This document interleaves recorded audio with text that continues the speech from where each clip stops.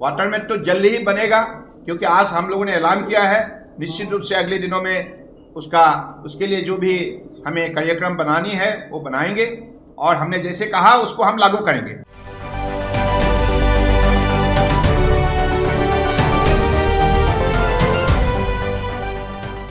बिहार, उत्तर प्रदेश,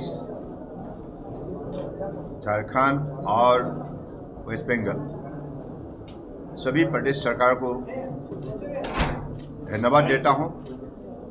परम आदरणीय प्रधानमंत्री नरेंद्र मोदी जी की नेतृत्व में आज भारत जिस गति से विकास कर रहा है, प्रगति कर रहा है, और इसकी वजह से आज देश की हर प्रांतों का तेज गति से आज विकास की वजह से सब लोगों का मनोबल वृद्धि हुई है। बड़ी अर्थव्यवस्था बन चुका है। मोदी जी की कुशल नेतृत्व ने आज देशवासियों को विशेष रूप से शक्ति दिया है, सामाजिक न्याय दिया है, उनकी अर्थव्यवस्था को मजबूत किया है और इज्जत से जीने का एक शक्तिशाली माहौल खड़ा किया है। और आज हम लोगों ने ministry of port shipping waterways की तरफ से बिहार की ये पुण्य भूमि पटना में हमारे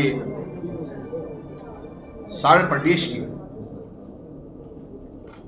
मंत्री, अधिकारी और हमारे transporter, cargo operator, particularly cruise operator और अलग अलग बिजनेस हाउसेस की प्रतिनिधि का साथ कंसल्टेशन इवेंट हमने की है।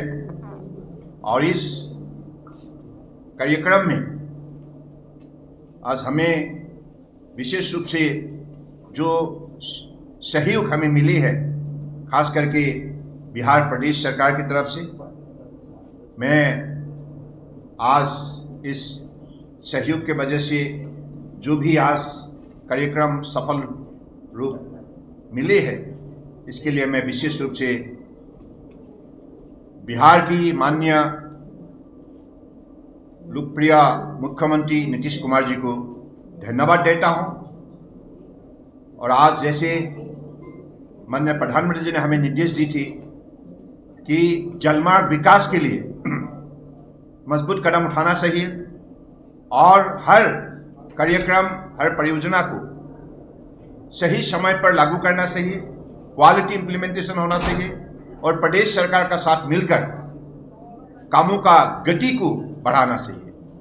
तो उसी दिशा पर हमारा मंत्रालय काम कर रहा है।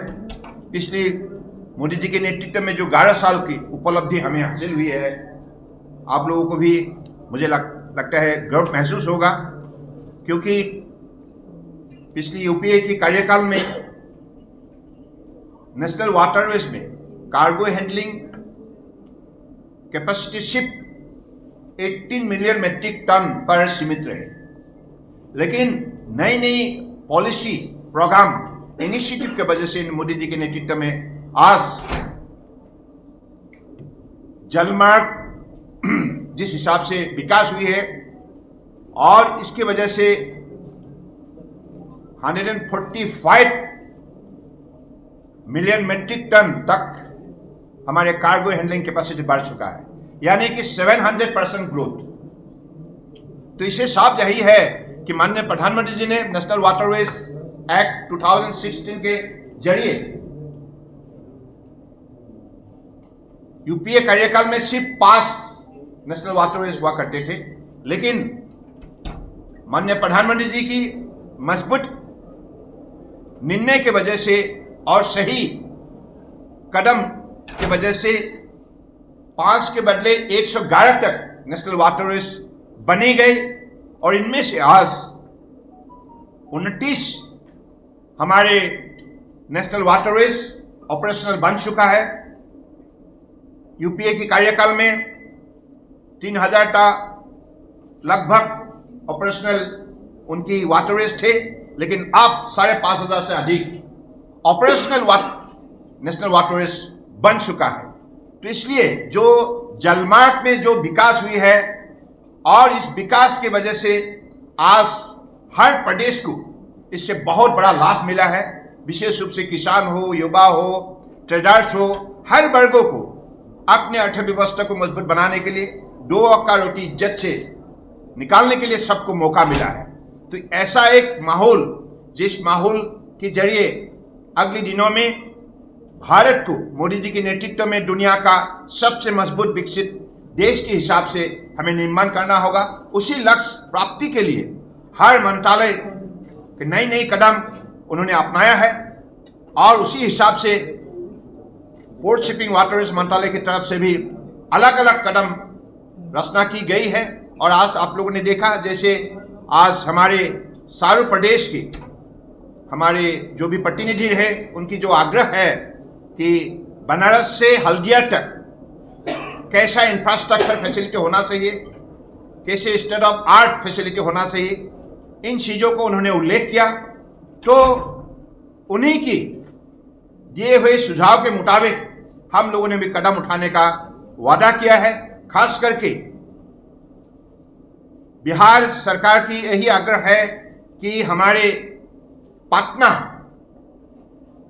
हमारे नेशनल वाटरवेज की एक वाटरवेज के हब बने।